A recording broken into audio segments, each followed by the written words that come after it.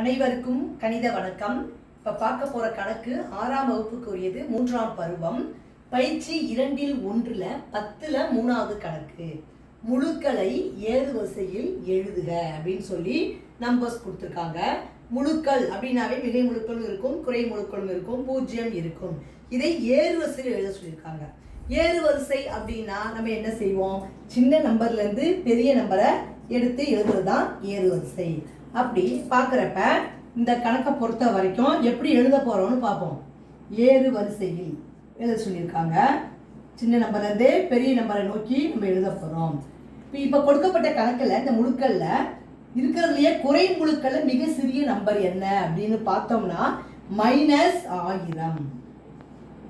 குறை முழுக்களில் என்ன இருக்குது? மிகச்சிறிய நம்பர் வந்து -1000.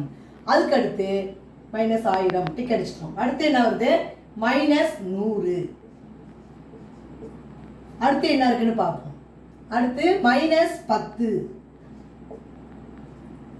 அதுக்கடுத்து என்ன இருக்குன்னு பார்த்தோம்னா -1. சின்ன நம்பர்லேருந்து பெரிய நம்பர் நோக்கி எழுதிட்டு இருக்கோம் குறை முழுக்கல்ல. அடுத்து 0 இருக்கு, 0. அடுத்து மிகை முழுக்கல்ல இருக்கிறதுலே மிக சிறிய நம்பர் என்ன அப்படின்னு பார்த்தா 1. அதற்கு பிறகு இந்த 1 டிக் அடிச்சிடலாம், -1 டிக் அடிச்சிட்டேன். அடுத்து என்ன இருக்கு? 1க்கு அப்புறம் 10.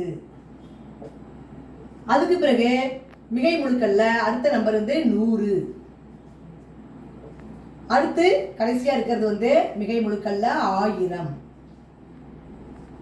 அப்ப எல்லா நம்பருமே நம்ம எழுதிட்டோம். கொடுக்கப்பட்ட முழுக்களை வரிசைப்படுத்தி ஏறு வரிசையில் சிறிய நம்பர்ல இருந்து பெரிய நம்பரை நோக்கி எழுதியிருக்கிறோம்.